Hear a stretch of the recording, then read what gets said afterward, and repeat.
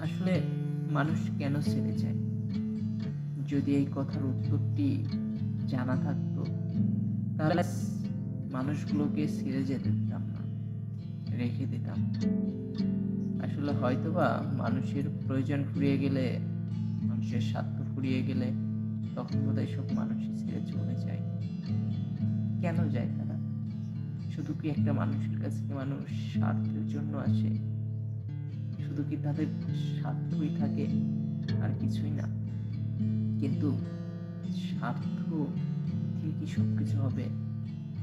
একটা মানুষের মনের মধ্যে কি চলে সেটা তারা বোঝে না। তারা আসে নিজের স্বার্থ ফুরিয়ে গেলে তারা উড়ে চলে যায়।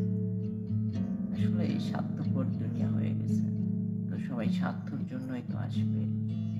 যখন যার স্বার্থ ফুরিয়ে যাবে সেও তো চলেই যাবে।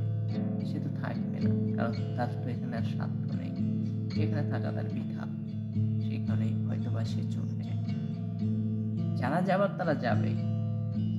জোর করেও রেখে দিতে পারবো না। তাই না? আসলে।